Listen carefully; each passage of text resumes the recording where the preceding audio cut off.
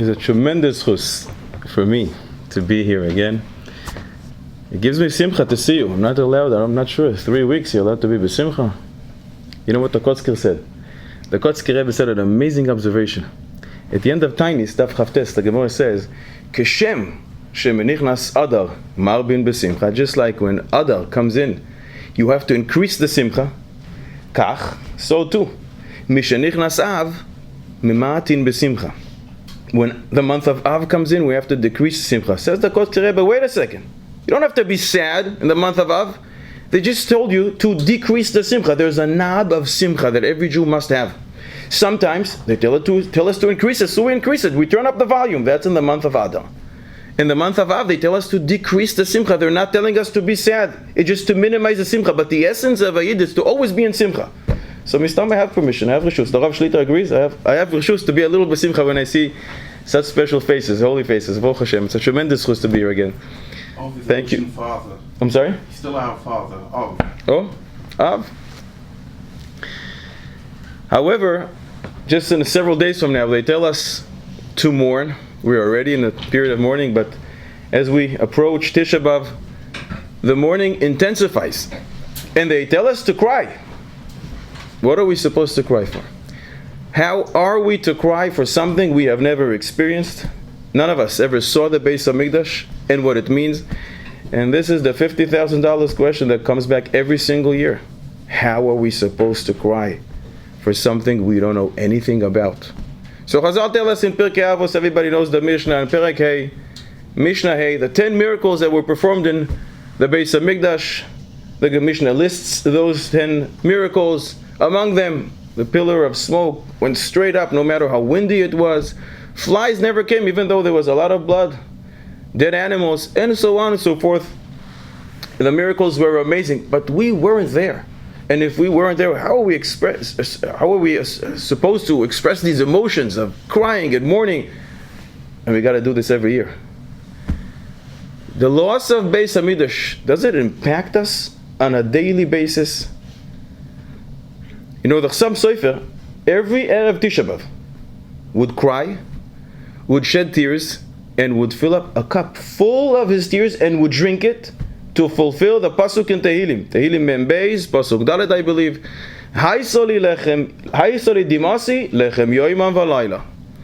My tears were my bread and my drink day and night. That's what David HaMelech says, and the Chassam Sofer said, I got to fulfill it. He cried every Erev Tisha BeAv. How are we supposed to cry?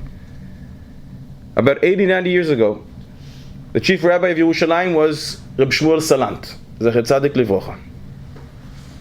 He became very old. He was 91 years old, and he felt he can't continue to be the chief rabbi of Yerushalayim, and therefore he asked that they bring the Aderet. That's how we call him for Rashi Tevos. His real name was Rabbi Eliyahu David Rabinowitz Teomim.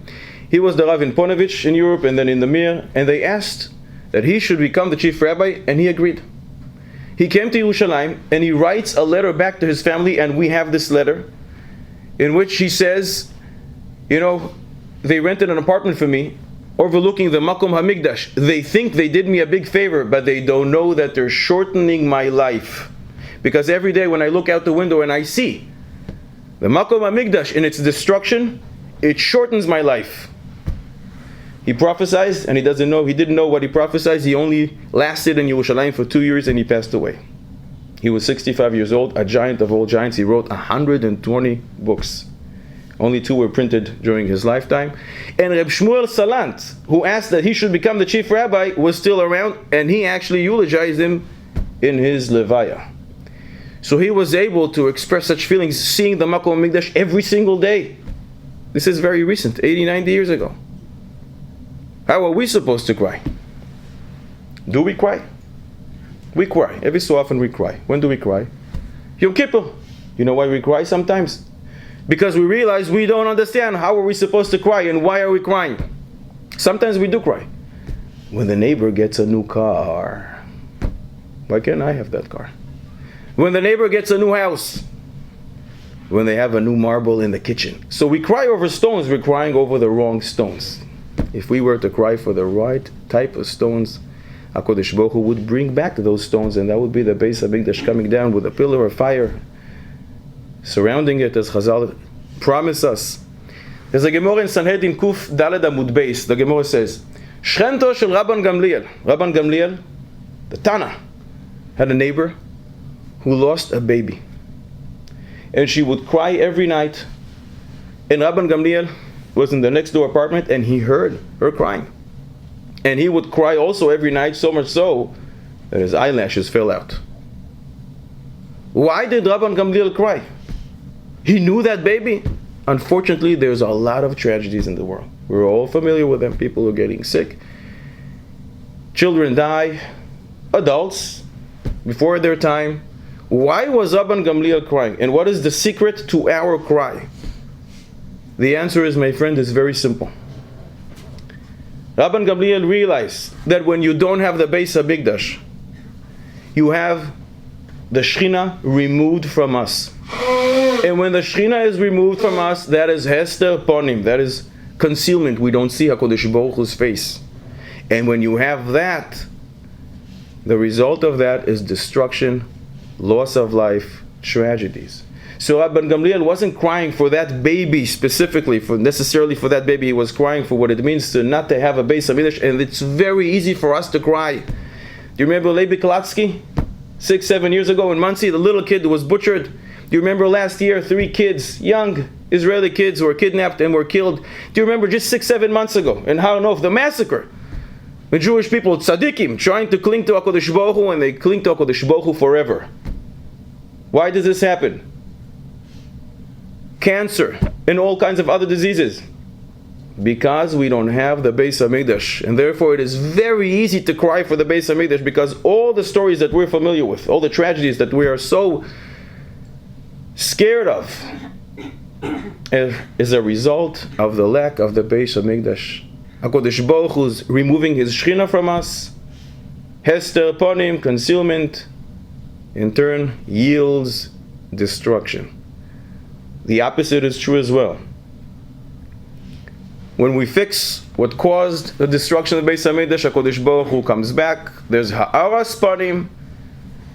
HaKadosh Baruch Hu is illuminating the entire world. He is with us, and that in turn allows the Midas HaChesed and Rachamim to rule in the world instead of strict judgment, which is what Hester Panim, concealment, is all about. So if we are asked, how can I cry for the loss of Beis HaMikdash? Very easy. Open up the newspaper on a daily basis and you'll understand why we can cry easily for the loss of Beis HaMikdash. It is our custom already in this shiur to have questions and answers and to ask the Chashuv Beis Din. This is the only time that we allow women on our Beis Din to try and figure out the halachic approach for the cases that we'll present. These cases, horrific cases, stem from the fact that we don't have the Beis HaMikdash. So I selected some shilos that came up to the Gedolim in Eretz Yisrael just 5-6 months ago, after the massacre in Har Nof. Listen to the first case. Unbelievable shiloh. While the whole thing was going on, and they were butchering and killing the Yidden inside the shul, one of the people present, one of the mispalalim, the guy who was davening, he saw what was going on. He took a stender, he lifted it, and he threw it on the head of the Arab. Menachem-Av zichro. He hit him. And as a result, this Arab stopped the killing for a few minutes. And some Jewish people were able to run away, to escape. He saved their lives. But when he threw it so hard that the stender broke. Fine. He came out, then he said, Agoimel, as he should have said, Agoimel. But this is a shaila that only Am Yisrael can produce, this type of shaila. He comes now and he asks us, tell me, do I have to pay for the stender I broke? Who can produce that type of a shaila? Only tzaddikim. Ve'amech kulam tzaddikim, as the pasuk says. A nation of tzaddikim. He saved so many Jewish lives. But what is he thinking about? The 250 shekels, the $60 more or less that the stender that he broke cost. And we want to ask tonight, does he have to pay for the stender that broke? The shul doesn't have a mouth. It belongs to the shul. So we are going to be the shul's mouth. We're as if suing him. Does he have to pay or not? We all know that he did a good thing. He did what he needed to do. But does that exempt him from paying? Rabbi Yisai, what do you say? Does he have to pay or not? Women are allowed to answer in this shiur. They're part of the Beis Din. Rabbi Yisai, what do you say? You really want an answer? Avadi. Okay. This is a monetary case which demands an answer. He has to pay, but the people whom he saved have to pay him back. Do we know who the people are? They ran away. He's the one who broke it. Why would they have to pay? Because there's a halakha, then when you're saving someone's life and you're using somebody else's property, different person's property, to save somebody else's life, you're destroying that property, you are responsible for that property. The other person whose life you sent has to pay you back. Where was this halacha? No, I don't have it in front of me. Oh, we need sources. We need Shulchan Aruch, Gemara, Poskim, something. Rabbi Orland. That's the source. Okay. Good. Anyone disagrees? He has to pay. Consensus. Not so pashut. In Baba Kama Kuf Yud Zayin, Amud Beis is the source of the halacha. What does the halacha say? A person is allowed to save himself, destroying other people's property or money, assets. Somebody is chasing after you. You're allowed to jump on somebody else's car to escape. However, you have to pay. That is the halacha. What is it called? Matzil atzmoi b'mamoin acherim chayav. You're saving yourself with somebody else's assets, property, money, you have to pay. But what if I save others with somebody else's money? The halacha is that he doesn't have to pay. But he saved his own also. We'll get there. Why doesn't he have to pay when he saves others with somebody else's money? Chazal instituted this halacha. You know why? It's very simple. If Reuven sees that somebody's chasing after Shimon, and he's able to use Levi's property to save him, but then he'll say, well, wait a second, they're going to tell me I have to pay? Let Shimon take care of himself. That's what he's going to say. That's what Chazal said. Chazal said if you're saving others with other people's money, you don't have to pay, because we're afraid you're not going to want to pay. You're not going to be motivated to save them, and therefore you're exempt. But as you said, here in this case, it's an interesting case when we have matzil atzmoi, saving yourself, and acherim, at the same time you're saving also others with somebody else's money. What's the halacha in that case? It's clear when you're saving yourself, you're doing the right thing. You're always doing the right thing when you're saving somebody's life. It's clear when you're doing it for saving yourself, you have to pay. When you're saving others, you don't have to pay. Well, what happens when they both combine? And you're saving yourself and others with other people's money. Do you have to pay or not? You'd say yes. Why? Because you saved yourself. Part of it. You're thinking like the Minchas Pitim, Reb Meir Arik, Zecher Tzadik Livocha, like the Pnei Yoshua. Three Gidolei Olam have a machloikis regarding this. The Nesivos HaMishpat, in Siman Shin Mem Vav, he says, wait a second. Once we establish that when you save others with other people's money, you are exempt from paying, so whether you're in it or not, is regardless, you are exempt from paying. Chazal instituted that when you save others, you don't have to pay. What do I care if you're inside or not? And therefore he says, you're exempt from paying in a case like this. Comes Zamin Chaspitim, Reb Meir Arik Zecher Tzadik Livocha, and says like you, says, no, wait a second. What was the whole reason to exempt you from paying? Because you're not going to have any motivation to help others. Guess what? You're going to have motivation to save somebody because you're saving yourself as well. When he took up that stand, he picked it up and he threw it at the head of the Arab. Of course he's going to want to save himself. And if he has motivation to save, why should we exempt him? Says the Pnei Yoshua and Baba Kama Daf Samich Amud Beis, let me give you a raya for this. I'll prove it to you. David HaMelech was fighting with the Pelishtim. They were hiding in the field, but the field didn't belong to David HaMelech. So David HaMelech sent a question to the Chachamim. Can I burn the field to expose the Pelishtim so I'll be able to kill him? And the Chachamim said, you're allowed to do it, but you should know, you're going to have to pay. This is a classic case, exactly like ours. David HaMelech is fighting the war of Klal Yisrael. He is going to save others, but he's also saving himself. He is in it as well. You see, says the Pnei Yoshua, that when you're saving others and yourself, you still have to pay. And therefore, back to our case, our guy who took the standard and broke it on the head of the Arab, does he have to pay or not? According to what we said, Yes. he has to pay. However, we're going to exempt him. Why are we going to exempt him? 2 weeks ago, you donated that standard to the shul. Maybe you did it 3 years ago. Why did you donate to the shul? You donated the standard for all the shul's purposes, which means you didn't say this standard will only be used for Gemore, Tractate Brachos, Shabbos in addition.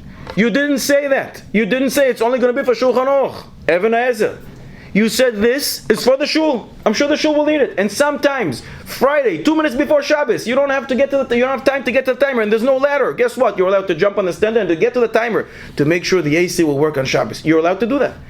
It was donated, dedicated to the shul, consecrated to the shul, becomes hekdesh for all the shul's purposes. And if there's a snake in the shul, you take the stand and you kill the snake. And if chas v'chalila, an Arab comes in with a gun, one of the shul's purposes is, and you'll be very happy, you, the person who donated, to know that with your standard, lives were saved. And therefore you did exactly what the person who donated the standard wanted you to do. And therefore you would be exempt. Second case. While the whole thing was going on, there were police outside the shul. It's already been a few minutes. And they told everybody, don't go in. It's a death trap. It's a fire trap. They're going to shoot you. Who knows what they're going to do to you? They had guns, and they had axes, and who knows what else, and knives. And they said, if you don't have a gun, don't go in. One of the guys from Hatzalah who was learning Daf Yomi at the time got a call. There were 4 people inside who are bleeding to death. Someone has to go in. And he ran inside. And the police were saying, if you don't have a gun, you don't have permission to go in. But this guy, tzaddik, he went inside the shul. No gun. If he had a gun, it would be great. But he didn't have a gun. And he went to attend to those people who were bleeding. And then he came out. Baruch Hashem. He's still around. But he came and asked the question. Was I allowed to go inside? To risk my life? To save others? Can one risk his life to save others? A lifeguard doesn't risk his life. He saves people all the time, but he's not risking because he knows how to swim. If he had a gun, obviously he has to go in. It's a mitzvah. But when he has no gun, and the police, who are the authority, say you can't go in, are you allowed to go in or not? You're a shayla. What are you a shayla? When we say Ataras Nedarim Rosh Hashanah coming up in the month, we say Rabboisai Dayanim Mumchim, expert Dayanim. What do you say? Not everybody together. Is he allowed to go in or not? He's allowed to go in, you're saying. Why? I'm trying to remember the source. He's allowed to go in. We like sources here. We need sources to allow such a thing. Pikuach nefesh. Is a person allowed to? Is a person obligated to save one who is being pursued if he definitely cannot help it? If a person who doesn't know how to swim, is he obligated to jump into water to save a drowning person? Absolutely not. Chayecha koidmin. Right? Rabbi Akiva and Ben Ptura had a machlokes in Bava Metzia. 2 people are walking in the desert, and they only have one little jug of water. If they both drink, they both die. It's not enough for one person, for 2 people. If one would drink, so he would live, the other one will perish. The water belongs to you. What do? Do you share it with your friend or not? In that case, you don't. Ben Petura said you do, but Rabbi Akiva said, and that is the halacha, we split it.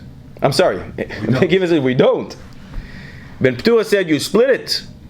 Let your friend drink and don't see how your friend will die. But Rabbi Akiva said, he taught a concept. Chayecha koidmin. Your life comes first. So if you know you have no way to save a person when he's drowning, why are you jumping to the water? You yourself are going to die. In that case, you don't have permission. What about our case? Does he have permission or not? What do you say, Rabbi Say? He didn't have a gun. He didn't have a way. He to doesn't save have a gun. himself. He should not have. Should not have. So let those poor 4 people die. What do we care? Take a gun and go in with He it. doesn't have a gun, doesn't know how to use a gun. Take a policeman with you. The policeman doesn't want to go in. He was instructed to stay outside to make sure more people like him don't go in. There's some people who are instructed to go in, and there's some people who are instructed to go out. He wants to go in order to help those people who are bleeding. Right now, nobody's helping them because right now, the priority is, job number 1 is to stop the killing. That's the right prioritization as far as the police is concerned. But he's asking, what am I supposed to do? What do you say, Rebbitzins? You don't jump in the water if you can't swim. But it's not the same. Sakes, he should stay outside and let them die. He's not allowed to jump in the water if he can't swim. Period. That's the psak. What do you say? I wish I could remember the source. He has to go in. He has to go in. He has to go in because he's... And risk his life. Yes, because first of all, it's this of safek of whether he's risking his life or not. And he has the yecholet, l'atzil otam. Yeah, but as you said, he doesn't have a gun. So it's much more than a suffix. It's a... But he knows how to save the people once he gets in. True. It's like the lifeguard, once they jump in the water, can save that person. Yeah. It's getting to the water may be dangerous. What if the lifeguard can save those people drowning, but afterwards he will drown himself? Should he go inside and die? Chayecha koidmin. Rabbi Akiva taught us your life comes first. I think just my heart tells me that he's not mechuyev to go in, but it's midas chasidus. You're speaking like the Mishnah Berurah. Mamish the words of the Mishnah Berurah. I would think the shulchan mitzvah is the Yeah. Mm-hmm. So that would give him an out. That if you The source to what you're saying is Psochim Daf Ches. The Gemara says Shluchei mitzvah eina nizokin. When you're embarking on a journey, on a way to do a mitzvah, you will not get harm. However, in the same page, the Gemara says, I am now going to go on a mitzvah. I can't stand in the middle of the highway and say, nothing's going to happen to me. Guess what? You're going to be run by the first police, by the first truck, bus, or vehicle that's going to go there, because you can't stand in a dangerous place and say that nothing will happen to me. We only use that concept of shluchei mitzvah, eina nizoikim, in a regular course of events. Nothing will happen to you. The mitzvah will protect you, but you can't put yourself in harm's way and say, nothing will happen to me. I believe there's also, a halakha that says that you're not allowed to put yourself in danger. Generally speaking, you're not allowed to. We learn it from the pasuk, v'nishmartem me'oid lenafsho yisechem. You should watch yourselves exceedingly. And you can't swim, and you want to jump in the water. So therefore, let them die. They're bleeding to death. You get somebody who can swim. There's no time here. Time is not on our side. He is the Hatzalah member who came first, and he just looks around. There is no one else who can do it. They will die. You're asking 2 questions. Do you want to take that on your shoulders? Do you want to take that responsibility? 2 questions. You see, question: is he allowed to go in? Yeah. It's against it's against logic, and it's also he's putting himself in danger. He doesn't know how to swim. He has no way of defending himself. He Okay. should not go in. So under what circumstances? What is it considered if he does go in? That's the other question. Okay. We see Lasov Maisa, he made it in, he made it out. So. HaKadosh Baruch Hu works in mysterious ways. HaKadosh Baruch Hu protected him. Rely on miracles. But we're asking, if Khalila, a thing like this would happen again, what should we instruct the person when he comes and asks before? Lechatchila. This is the case where the question was asked after the fact, b'diavad. But we want to know if he did right or not. So Khalila, we should be able to instruct others. All these shilos in Hashem should only be la halacha and not le maise. But we need to know what the halacha is. So what was he told? What was he told? What does the Mishnah Berurah say? Oh, Rebbe, the Mishnah Berurah, the Chafetz Chaim, in Simin Shin Chav Tes, Seif Tes Vav, Hilchos Shabbos. How do we get to Hilchos Shabbos? The Mishnah Berurah says that Eino Chayav Lehatzil. Exactly what you said. You're not Chayav. You're not obligated to go to Betzil. But, says the Mishnah Berurah, Ve'en medakdekin bedavar ze yoiser midai. But we're not so strict to make sure. Wait a second. What's the percentage wise? Oh, am I allowed to go in? We're not so strict about it. In other words, if you want to, you can say, I was thinking that I'll be able to do it. I'll be able to get out. Here, you see, he was able to get out. Says the Mishnah Berurah, you're not chayav. But he doesn't say you're not allowed to. However, comes the Migdalois, and the Migdalois says you're not allowed. And he brings a very simple proof. There's a Gemara in Yom, Daf Pei Beis, Amud Beis. The Gemara says, if someone comes to you and says, please, or without the word please, go and kill Reuven, and if you don't, I'll kill you.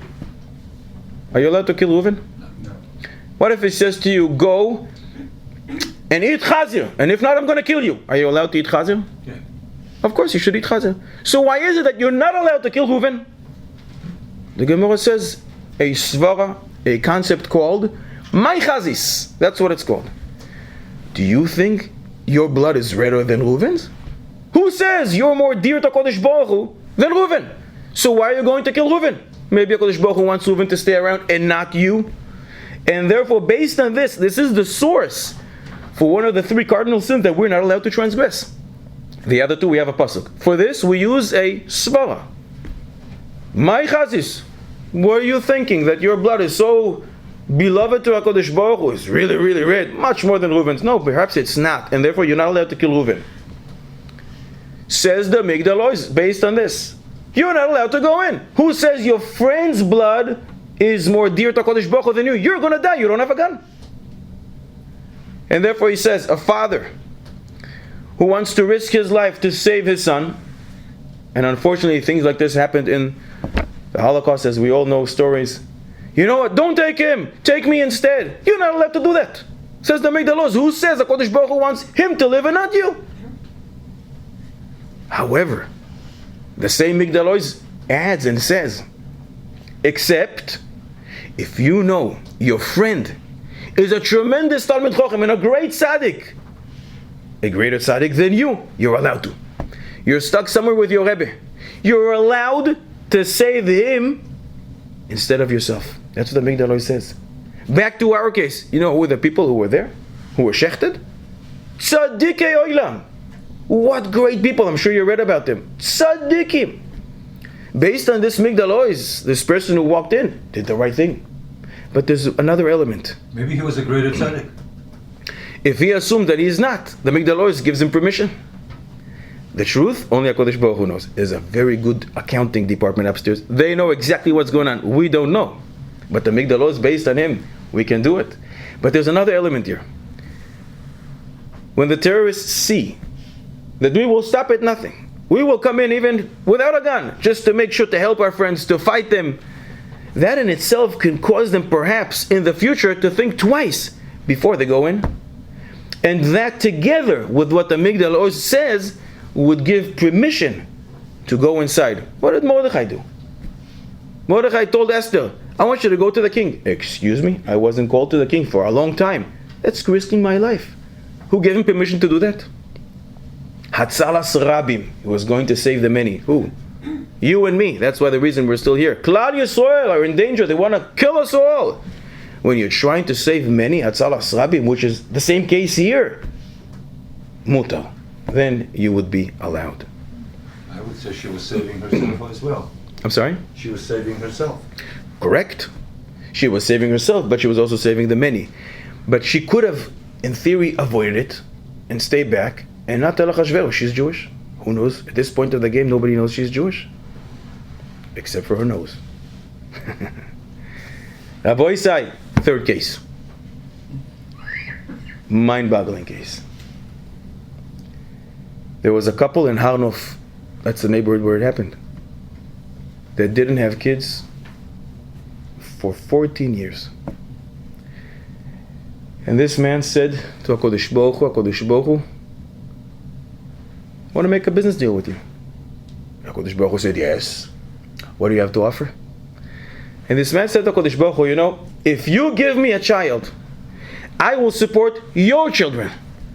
I will support all the orphans in my neighborhood for a year. Each one will get 1,000 shekels. Let's switch it to dollars. $1,000. For a year. When he made the deal, HaKadosh Baruch Hu smiled and said, we have a deal. And HaKadosh Baruch Hu gave him a baby boy. This happened around 3 months before the massacre in Chodesh Mar Cheshvan. Mar means bitter. It was a very bitter month. So then what happened? He started paying every month to 10 orphans in Har Nof $1,000. That's $10,000. This guy is not rich, but he does okay. He has a business. In one day, 24 new orphans were added to the neighborhood of Har Nof. 24 new orphans. Who would ever think 24 new orphans? And now this guy comes to ask. I made a neder. I made a business deal with HaKadosh Baruch Hu. Do I have to pay now, on top of the $10,000 that I'm already paying, an additional $24,000 every month for a year? Psh, what a shayla. You say no. How come? Because originally he didn't think of that. Like he didn't have that in mind. But we have to assume that when he made the deal, he made the neder. He knew that throughout the course of a year, new orphans sometimes come into the neighborhood. The existing orphans or the ones who remain? I'm going to sponsor your children, said this man to HaKadosh Baruch Hu. That means I'm going to sponsor the orphans in this neighborhood for the next year. At the point when he said it, there were 10. And he assumed that there will be more. How do we know? Because normally, throughout a year, in a big neighborhood, so many people living there, unfortunately, there are cases. Not necessarily terrorist cases, but people die. Car accidents and the likes. Does he have to pay an additional $24,000 to what he was paying already? What do you say? I'd like to ask him a question. You want to ask whom? The person, person. who made the neder. I'd like Should to I put ask him on him the if phone? he knew that this would happen, would he still have made that neder? Oh, that's a good question. And tell me, let's say he would say, no, I wouldn't know. Then he's potter. Why is he Get a potter? based in and he's potter. Why? You want to be matir the neder. You want to nullify the neder. Can you do that to any neder? That's up to a based in. I'm asking you. You are the Beis Din now. Oh, I'm only one. Chashuv a Beis Din of Highland Park, New Jersey. I didn't ask him the question. I would have to know what he... So I will answer on his behalf. Okay. No, I had no idea. 24, I would never think. Maybe I would think 3 or 4, 5 throughout the course of a year. 24, never. So now you want to be matir the neder? Can you be matir any neder? What did you have in mind when you made that neder? Did you That I will know- sponsor the orphans of HaKadosh Baruch Hu, assuming that there will be, throughout the course of a year, maybe another 2, 3, max 4, maybe 5, never Then 24. he has to support the people in the United States and in Australia and everything. No. He talked about his neighborhood. I will support the orphans in my neighborhood, Har Nof. That he said very clearly. He wanted a child. Yeah. It wouldn't have mattered what he made that method, how many people were involved. That was his end game. So that means you would stop at nothing. Even if it was $500,000, which he doesn't That have? is for that neighborhood, if he can get a child, then that's what he meant. Let's go back. Can you nullify any neder? There are circumstances when you can nullify almost any neder. But that's What about a those neder? circumstances. What about a neder for a mitzvah? This is the biggest mitzvah. To support Well, orphans. I didn't know I had to travel 1,000 miles by foot in order to do this thing. If I had known, I would not have promised. Can you nullify a neder of a mitzvah? I just said it. Shulchan Aruch. Yoredea. Reish Gimel. Seif Gimel. The Shulchan Aruch says, you do not nullify nedorim for a mitzvah. Except if it's a very big sh'as hadchak. You probably don't have a greater sh'as hadchak than this one. But there are different types of nedorim that can never be nullified. A neder bishat tzara. A person is in that shul in Har Nof, in the middle of the whole thing going on, and he says, "Kodesh Baruch, if you get me out of here, I'm going to give $50,000 to tzedakah." Can never be matirit, no matter what happens afterwards. A neder bishat tzara, you can never nullify. And the poskim right that if you do, it's pikuach nefesh shayla. Why? Because it's a very big thing to make a vow to give to tzedakah in a time that you're at risk, in danger. And perhaps if you were not going to pay, HaKadosh Baruch Hu will say, well, wait a second, the only reason I saved you is because I wanted to see you paying that money to tzedakah, supporting other people. And if you don't pay, HaKadosh Baruch Hu may take one's life away. It's a very dangerous business. So a neder b'shas tzara, one can never nullify. However, this is not called a neder b'shas tzara. Yes, he is in a big tzara, it's already 14 years. But it's not considered a neder b'shas tzara. It's not in the middle of a war.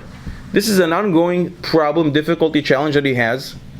You know, the Chazon Ish was a very big man. Chazon Ish never had children. He has an ongoing problem, a major problem. And he calls to HaKadosh Baruch Hu and he davens every single day, but it's not qualifying as a neder b'shat tzara, and therefore this neder can be nullified. He would never entertain in his mind 24 new orphans. Never. He thought maybe another 3, another 4, maybe max 5. Never thought 24. And therefore, he can nullify this. He has to continue paying the 10,000. Perhaps he even has to add a few more thousands for what we assume is a normal adding of number of orphans in the middle of the year. But he does not have to pay the 24,000. But as I said before, these shalas can only come from tzaddikim. Tzaddikim, Am Yisrael produces such shalas that no other nation in the world can think of. But all these questions stem only from the fact that we don't have the Beis HaMikdash. If we had the Beis HaMikdash, we would never have such cases. Definitely lat lemaise. We would only have them in the books, in Sifrei Halacha. What if once? But all these difficulties and challenges, trouble and tribulations that people have are only from the lack of Beis HaMikdash. Hester Panim, concealment, strict judgment, the rules over the world, which in turn leads to destruction.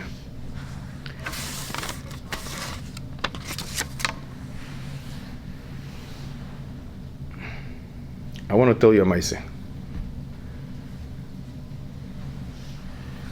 During the time of the Holocaust, there was a man in the camps. His name was the Belozhever Rebbe. Did you have the Belozhever Hasidus? The Belozhever Rebbe was in the camps, and before Pesach, 2 weeks before Pesach, he suddenly says to the guys around him, you know, I think we should bake matzahs.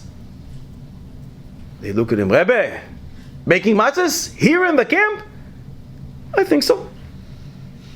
And they say to him, and how exactly are you going to go about doing that? And the Rebbe says, I think it's very simple. Why don't we ask the commander that on Pesach he shouldn't supply us with bread, the little tiny slice of bread that you used to get every day. Let's ask him to supply us with some flour. We'll grind it and we'll bake some matzahs. He said, Rebbe, are you okay? It's never going to work. He said, why don't we try? What do we have to lose? And he said, come, let's take a piece of paper. All of you sign a petition, a request, and I'll go to the commander and I'll ask him. I said, Rebbe, it's never going to work. But what do you have to lose, he asks. And they all signed. The Belozhever Rebbe went to the commander and he says, Commander, it's almost Pesach, it's a holiday for us. You know, we don't eat regular bread like you guys do. I have a request. We want to save money. It's very important to us.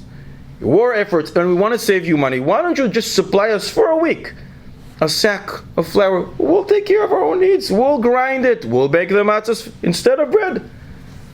And surprisingly enough, the commander says, oh, this is not something that I can answer. I got to send this to Berlin. A few days later, he calls him and he says, your request was granted. You're going to receive flour before Pesach. Unbelievable. Every day they used to go to work. They work outside the camp and then they come back. And Erev Pesach they went to work and they came back a few hours before Yom Tov. And suddenly the commander comes and says, here's your flour. A sack full of flour. And they all started working. They grinded the flour. And they did a makeshift oven and they did what they needed to do. And they started baking matzahs in the middle of the camp. They baked matzahs. And a few matzahs are there. And as they're in the middle of the process, suddenly the commander comes in. Who's responsible for all of this? Oh, it's you. Come here. Come here, come here, come here. You came to me. Come. He takes his gun and he starts hitting the Rebbe. And then he says, look, I want to tell you what I think about your matzahs. And he starts breaking them. He put them on the floor and he started dancing on the matzahs to make sure they all break. And then he did what most people do in the bathroom, on the matzahs. to make sure they won't be usable or edible. Then he turned to the Rebbe, and he was beating him almost to death, and the Rebbe passed out. The commander left. And all the Edens jumped on the Rebbe, trying to revive him. And after a few minutes, he opens his eyes, and he says to them, Rabbi Isai, it's Erev Pesach, let's start the Haggadah. And they said, Rebbe, what Haggadah? We don't even have matzahs. What Haggadah? They almost killed you. He says, what are you talking about? We don't have matzahs. Yeah, we do. When he was baking the matzahs, I got a little piece here. Rebbe, how are we going to do it? Why not, he says. They all sat down. The Rebbe knew the Haggadah by heart. And everybody joined him in those parts that they knew by heart. Unbelievable. Everything was going great until they got to the point where you have to eat the matzah. Who is going to eat the matzah? This reminds us a little of what we spoke before. The Rebbe says, I think we should do a lottery. And they all said, no, Rebbe. It's yours. It was your idea. You risked your life for it. You almost died. You should eat the matzah. And he says, no, I think we should do a lottery. And they all said, no, the Rebbe, you should eat the matzah. And he finally agreed. But then, they all heard this woman from the back yelling, no, I don't think the Rebbe should eat the matzah. Ooh, who is that? They all look at her and the Rebbe asks, and why shouldn't I eat the matzah? Who do you think should eat the matzah? She says, Rebbe, with all due respect, I have an 8-year-old son and I think he should eat the matzah. Why do you think your son should eat the matzah? She explains, Rebbe, you already ate some matzahs in your life, right? My son didn't. You know what matzah is all about. My son doesn't. If we all get out of here, you will know what matzah is. My son will never know what a matzah is. I want to give him a taste of matzahs. After all, isn't Pesach all about teaching our kids? That's what the holiday is all about. I think my son should eat the matzah. And the Rebbe said, I think you're right. And they all agreed. Her son should eat the matzah. They washed his hands. They taught him how to say the bracha. He ate the matzah. Fast forward, the war is over. Baruch Hashem, the Rebbe survived. He moved to Borough Park. That's the only place where is the Belozhever Chassidus. There is no Belozhever in Eretz Yisrael, but in Borough Park. One day, a lady knocks on the door. She goes to the Gabba and she says, I'd like to go and see the Rebbe. And the Gabba says, I'm sorry, but the Rebbe doesn't see women. But I'd like to see the Rebbe. I need to talk to him. It's very important that I see him. And the Gabba says, as I said, the Rebbe doesn't see women. She starts crying. And she says, I have to see the Rebbe. And the Gabba says, what part of the Rebbe doesn't see women don't you understand? If you want, I'll communicate what it is that you want. And she says, no, I have to see them. Tell the Rebbe that I want him to act as my father. Please go inside and tell him. He goes inside and he says, Rebbe, there's a lady out there, she's crying. She's a Holocaust survivor. She wants you to be her father. A lady crying? A Holocaust survivor? Let her come in. The lady comes in and she says to the Rebbe, do you know, I lost almost everything that I had in the Holocaust, in the camps. My parents, my siblings. I came here almost by myself, my son, to Borough Park. Don't know anyone. And they're now offering me a shidduch. I don't know this guy. I can't check him out. Can you please act as my father and check him out for me? And the Rebbe says, what's his name? His name is Yaakov Yisrael. Yaakov Yisrael? I know Yaakov Yisrael. He's a positive guy. I think you should go out with him. He's a positive guy. I'm not going to say more than that, but I know him. You should go out with him. Okay, thank you so much, Rebbe. Thank you for spending the time with me and helping me. Thank you. She left. A few days later was the date. Suddenly, the Rebbe appears. She can't believe it. She's sitting there waiting for Yaakov Yisrael, and the Rebbe comes in. She says to him, Rebbe, you didn't have to. More than enough what you did for me. You were willing to see me, and you came all the way here. I can't believe it, but I didn't want to be matriach you so much. And the Rebbe said, I'm Yaakov Yisrael. When you came to me, I remember you from the camps. You were the lady who yelled, I think my son should eat the matzah. You know, I also lost my wife in the Holocaust, and I'd like to marry a lady like you. A lady that understands that Yiddishkeit is all about transferring everything we have, the Messiah, to our kids. That's whom I would like to have as a wife. I didn't want to say more about myself than I think I'm a positive person, but check me out. If it's good for you, I'd like to marry you. They got married. The Belozhev Rebbe, the current one, who just passed away 2 months ago, a month and a half ago in Borough Park, was this kid. When did he pass away? A month and a half ago, I think. That was the man. Because that's what Yiddishkeit is all about. With all our hardship that we suffer, it's passing it on to the next generation. So what do we miss? What's missing? A shtickle emunah. A little emunah. What does that mean? Are we missing emunah? You know, there was a melamed, a rebbe in cheder of little kids, and he was about to take the kids for a trip to Tel Aviv, going from Yerushalayim to Tel Aviv, and he told the kids, tomorrow we're going to go see so many different things, but the first neighborhood we're going to be in Tel Aviv, it's a neighborhood that has a lot of dogs. So I'm telling you, when we're going to get off the bus, don't worry, don't be scared. There are buses there, there are dogs there, but you should know, there's a segula from the Nefesh HaChaim. If you say, Ein oid milvadoi, it's going to protect you. Kids, I want you to repeat after me. Ein oid milvadoi, and they say it 25 times. There's another segula, a known segula. If you meet a dog, you're afraid, you know what you say? A pasuk. Ulu bnei Yisrael lo yecheratz kelev leshoino. You say this pasuk, and that protects you. And he said it to them, and again, for half an hour. The following day, they went on the trip. They get to Tel Aviv, and as soon as they get off the bus, 3 huge dogs jump in, they start barking at them. And the Rebbe jumps out of there, he runs in the tallest tree that he was able to see. All the kids scattered away. 5-10 minutes later, all the dogs disappear. The Rebbe slowly comes down off the tree. The kids come back, and the kids look at the Rebbe and they say, Rebbe, what happened to the Nefesh HaChaim? What happened to Enod Milvadoi? And the Rebbe said, no. The Nefesh HaChaim is good. It's a good skula. I just noticed that these dogs are not familiar with the Nefesh HaChaim. That's what it means. You can talk emunah, or you can live emunah. This Melamed did not live emunah. He talked about it. What does it mean to live with emunah? Rabbi Yisrael, I'm going to tell you now something that I heard recently from the son of Reb Reuven Karelinstein Zecher Tzaddik Livrocha. You all heard of Reb Shalom Shvadron, the Maggid of Bnei Brak. You all heard of Reb Pesach Kron, the Maggid of America. The Maggid of Bnei Brak was Reb Reuven Karelinstein Zecher Tzaddik Livrocha. He just passed away 2 years ago. Adam Gadol. He's about 75 years old when he died.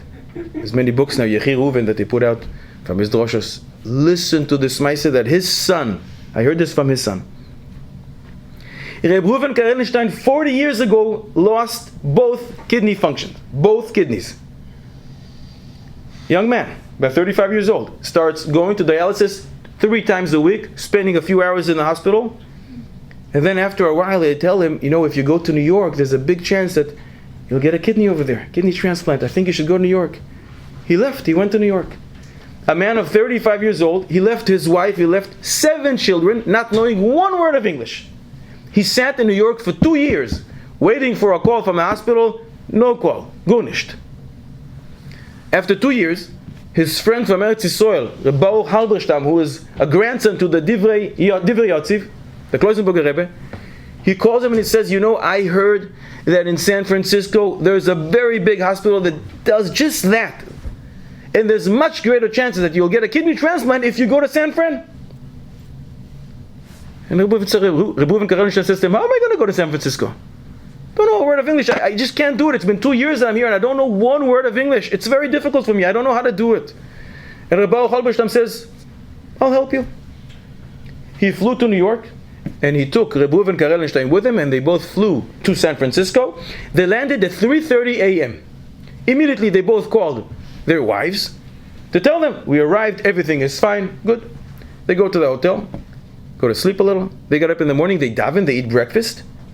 I'm sorry, they get up in the morning, 7:30. They open the door of the hotel room. Police officer. Police officer, what do you want? Are you Halberstam? Are you Karelinstein? Yes. Come with me. They're waiting for you. Who is waiting for me? It's 40 years ago. There's no cell phones. Nobody knows that we're here. Karelstein and Halberstam in the middle in San Francisco. Who knows that who's waiting for us? Come to the reception. Halberstam, you have a phone call from your wife. Picks up the phone. And Karelstein notices that it's a very heated conversation. Very uncomfortable. And he didn't say anything. He hangs up. They went to daven. They ate breakfast. And Reuven Karelstein felt there was an opportune time, and he says to him, tell me, is everything okay? Maybe there's something I can do to help. I saw the way you talked to your wife. It wasn't a pleasant conversation. And Rabbi Halberstam says to him, well, I didn't really want to tell you, but if you're asking me, I guess I have to tell you. Do you remember 3:30 when we landed and we called our wives? You know what my wife told me at 3:30? Tell me, in what hotel will you be staying? What's the phone number where you're going to be? And I said, I don't know. It's 3:30. Let me just go to the hotel. I'll call you in the morning. I'll give you the phone number. And she says, no, give me the phone number now. He says, my dear wife, why are you insisting? It's 3:30. I don't have how to find the hotel number now. And she says, and what if they call from New York and they say that they found the kidney for your friend? And I said to her, dear wife, it's been 2 years that he was sitting in New York and nobody called. So now in the next 4 hours somebody's going to call. Nobody's calling. Give me a break. I'll talk to you in the morning. And she says, please give me the phone number. And he says, I can't. I'll talk to you in the morning.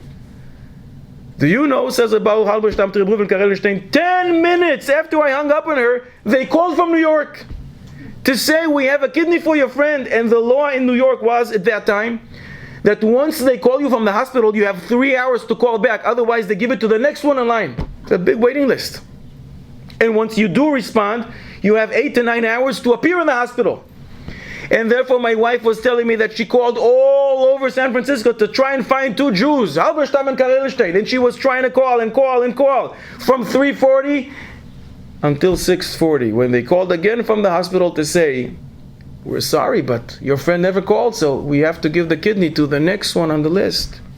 And she kept on calling all the hotels, and then she finally reached us at 7:30, and that's why she was yelling at me in the phone conversation. That's why you saw that the phone conversation wasn't so comfortable. So I'm sorry, but that's what happened.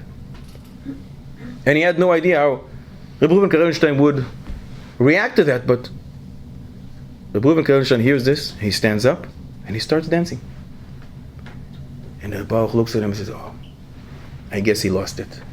Listen, it's 2 years by himself, no wife, no children, doesn't know a word of English, and now he went all the way to the West Coast. I guess he lost it. And he's dancing and dancing. He says to him, Baruch, why are you sitting? Stand up, starts dancing with me. I say, you out of your mind? Dance, don't you realize, dance? He gets up and he starts dancing. They're holding hands and they're dancing and dancing. And after 5 minutes, Reb Reuven Karelstein says, wait, I got to tell my wife. I got to run to my wife. And Baruch says, oh, veis mir. And they run to the phone. And Reb Reuven Karelstein calls his wife and says, my dear wife, we get a mazel tov. She says, why? What happened? He says, they found kidneys for me, but I'm in San Francisco and the kidneys are in New York. So Baruch Hashem, they didn't put them in me. And she says, what? He says, yeah, don't you understand? It's obvious that these kidneys were probably contaminated and they would kill me. So Kodesh Baruch Hu sent me 6 hours all the way to the West Coast, so they shouldn't put it in me so I wouldn't die. Wow, Kodesh Baruch Hu showed me today how much He loves me. What a chesed. I love Kodesh Baruch Hu. What a chesed. We have to dance a mazel tov. We have to throw a kiddush in shul on Shabbos.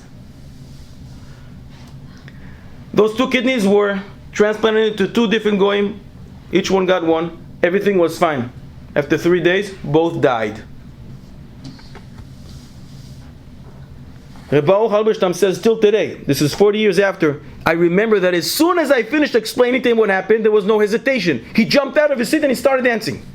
That's what it means to live Emunah, not just to talk about Emunah. And this is not an Adam Gadol, a 90-year-old Gadol B'Yisrael. It's a 35 young Avrech, young man, after what he has been through. No wife, 7 children by himself, to realize, oh, Kodesh Baruch Hu is talking to me. This is great. Kodesh Baruch Hu loves me so much. To live Emunah. Perhaps that's what we're missing. And with that little Emunah, we can bring Mashiach. A little Emunah, transferring it to our kids. You know, just a few months ago, a Michiganek came into the house of Maran, the leader of the generation. The Baron Yudah Leib Shteiman Shlite. He's 102 years old.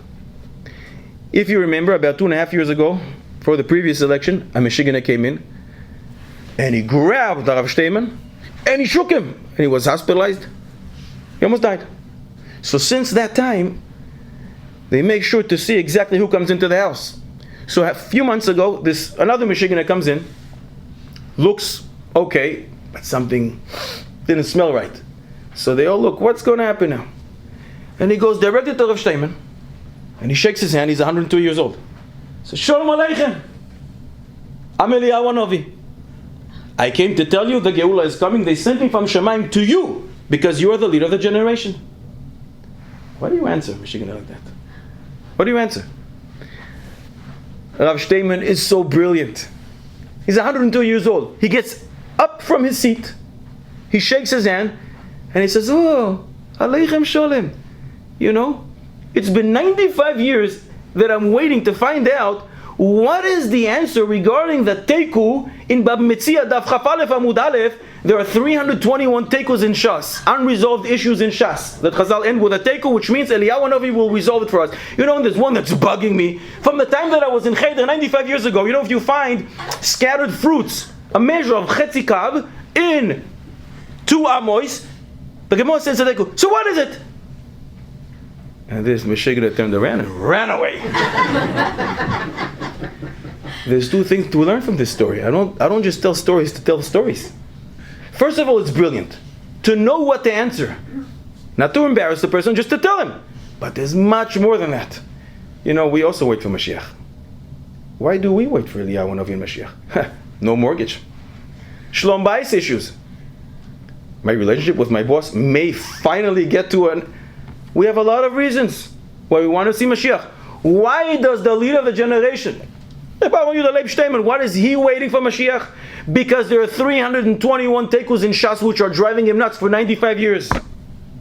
That's the yearning that he has to see Mashiach Tzidkenu, to understand the Torah. You know, I have some connections with Gedolim in Eretz Yisrael. Baruch Hashem b'chazdei shamayim. Mamish siyata d'ishmai. I have connection with Reb Chaim Kanievsky and others. Reb Elyoshev Zecher Tzadik Livrocha had connections. I also have some connections, don't tell anyone, with Eliyahu Hanavi. Let me ask you a question. If I can arrange for you a meeting, 5 minutes, with Eliyahu Hanavi, how much would you spend? A person who has $10 million, how much would he spend? To meet Eliyahu Hanavi, only 5 minutes. But Eliyahu Hanavi, would he spend $8 million, you think? Avade. How about 9 million? I think he would spend 10 million, and he probably would take out a loan. To meet Eliyahu Hanavi? Guess what? Says the Chafetz Chaim, you don't need to spend $1 in order to meet the boss of Eliyahu Hanavi. His name is HaKadosh Baruch Hu. Says the Chafetz Chaim, what destroyed Beis Hamikdash and what caused the Shekhinah to be removed from us is the fact that we spoke Lashon Hara. Yuma Daftes, the Gemara says, Machloike, Sinas, Chinam, baseless hatred, Lashon Hara. Says the Chafetz Chaim, you don't have to reach your hand to your pocket to build the Beis Hamikdash. You have to take the same hand and reach and put it on your mouth. Prevent Lashon Hara coming from out of your mouth. Sinas Chinam, Machloikes. And you'll see Eliyahu Hanavi and you'll be able to talk to the boss. So we have a few things going on here. Sinas Chinam, Machloikes, Lashon Hara. We have Emunah. We have a yearning, a deep yearning for Torah. We have to transfer the Messiah to the next generation. You know, Rebbe Tzchezkel Abramsky, Zecher Tzadik Livrocha, he was the Gadol Ador, previous generation. He said, you know, Tisha BeAv reminds me of an old age home. What do old people do in old age home? They sit with slippers and talk about food all day long. Said the Rebbe Tzchezkel Abramsky, that's not how our Tisha BeAv should look like. A person has a son who is sick. He takes him to the doctor. The doctor prescribes some antibiotics. 2 weeks, it doesn't help. He goes again. Another. Same antibiotics. Another 2 weeks, it doesn't help. Guess what?